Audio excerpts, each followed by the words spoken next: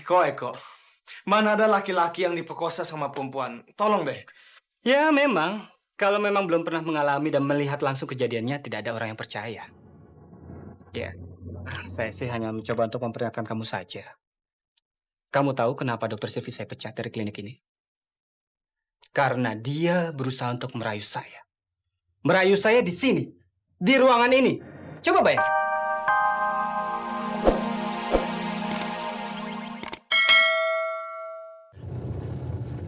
Jangankan beli mobil, ngontrak rumah saja belum mampu. Tapi sudah berkeluarga? Untungnya belum. Belum mau atau belum siap? Siap sih sudah, mau juga sudah. Tapi saya belum mampu secara ekonomi. Jadi saya belum berani. Kalau kamu? Saya? Ya sudah dong. Saya sudah punya anak, ya Dimas itu. Saya tahu. Maksud saya, Kenapa? apakah perkawinan kamu bahagia? Kenapa dokter bertanya seperti itu? Maaf, saya orangnya tidak bisa basa-basi. Sejak saya memeriksa bilur-bilur di tubuh kamu, saya sangat yakin kalau kamu itu korban kekerasan. Dan biasanya, korban kekerasan domestik lah yang tidak mau diketahui rahasianya. Kekerasan domestik. Iya, kekerasan yang dialami dari orang terdekat. Seperti orang tua terhadap anaknya. Atau suami kepada istrinya. Kalau ibu mau, ini nomor telepon saya. Saya siap mendengarkan dan saya akan menjaga kerahasiaannya. Ya, mudah-mudahan saya bisa membantu. Ya, kalau dibutuhkan. Oke, saya sampai situ saja. Terima kasih ya atas tumpangannya. Baik. Saya sedang berusaha untuk menyembunyikan Intan dari kejaran polisi. Tetapi kamu malah sering datang kemari. Lama-lama semua staf rumah sakit ini akan tahu bahwa Intan masih dirawat di sini, Di. Semua staf di rumah sakit ini memang sudah tahu tentang Intan. Tidak mungkin. Karena hanya 1-2 orang saja yang tahu mengenai Intan. Eko, buktinya Silvi bisa mendapatkan informasi yang tepat dari salah satu staf di rumah sakit ini. Silvi? Iya, dan itu sebabnya kenapa aku sering kemari. Karena aku tahu keadaan Intan semakin lama semakin parah. Jadi kamu kenal dengan Dokter Silvi? Iya, mungkin karena kita senasib. Waktu itu kamu memecat Silvi dan aku juga kebetulan lagi nganggur. Jadi kita kenalan.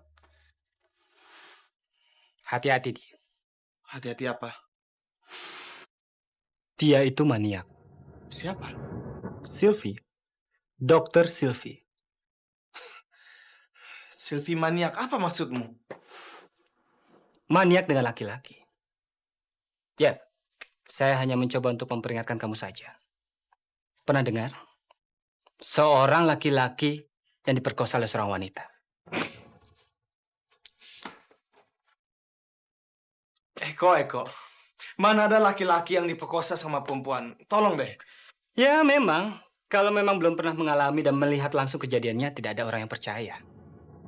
Ya, saya sih hanya mencoba untuk memperingatkan kamu saja.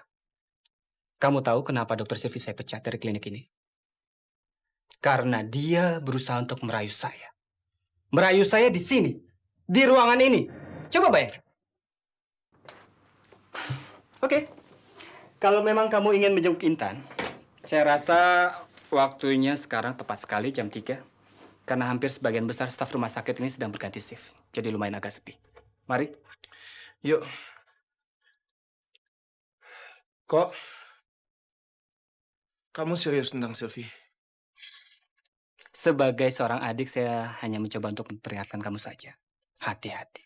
Karena saya selama ini kan melihat kamu sering dipermainkan oleh perempuan. Ya kan? Yuk. Yuk.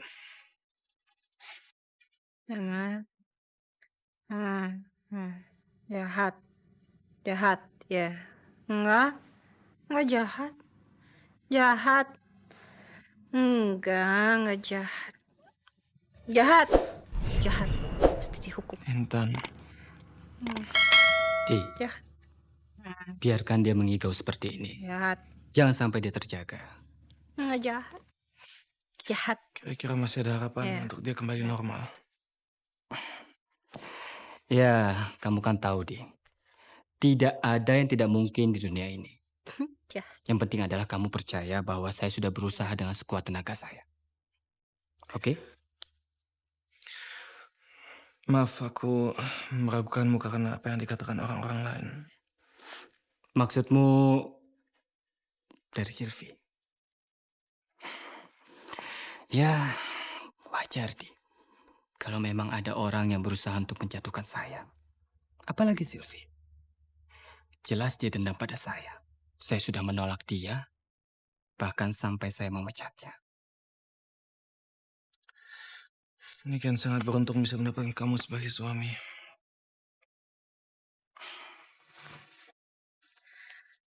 Enggak. Dia tidak akan bertanggung jawab. Dokter Eko bahkan tidak ingat kalau ini adalah hasil perbuatan kita. Bagaimana nasibku?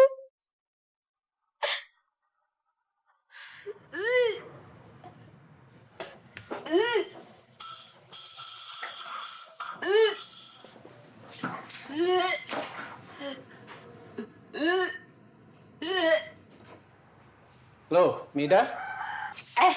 Abang, udah pulang bang? Katanya dinas malam. Enggak bang, nggak jadi, nggak enak badan. Mau abang pijitin? Enggak bang, makasih. Abang kan capek habis ngojek. Gimana bang, rame hari ini? Oh, ya lumayan. Nih.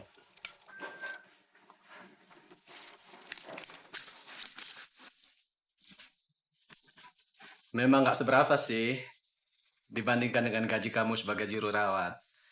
Tapi kan sebagai suami, abang masih merasa punya andil di dalam rumah tangga ini. Bang, saya ada rencana untuk berhenti kerja. Berhenti kerja? Iya bang. Kenapa, Mida? Enggak apa-apa. Loh, Mida? Mida? Apanya yang aneh, Lus? Iya, kamu kok sepertinya getol bener menyampaikan pesan-pesan Aldi buat saya.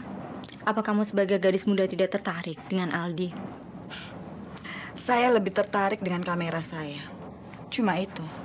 Papamu berharap suatu saat nanti kamu bisa memimpin perusahaan ini. Buat apa? Kan sudah ada kamu. Saya kan nggak selamanya di sini. Maksud kamu? Iya, saya kan juga harus memikirkan kehidupan pribadi saya, berkeluarga, masa depan saya, dan sebagainya. Saya nggak mungkin terus berkarir di sini.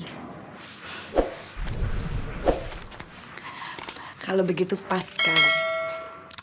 Lucy sudah memulai memikirkan masalah keluarga. Sementara Aldi sudah mulai ada pendekatan. Wah, luar biasa. Kamu nih lucu, Monik. Menurut papa kamu orangnya judes, galak, dan keras kepala. Menurut saya enggak tuh. Mana mungkin saya galak. Justru saya senang membantu orang dan melihat orang bahagia. Bagaimana nanti malam? Saya buatkan janji dengan Aldi.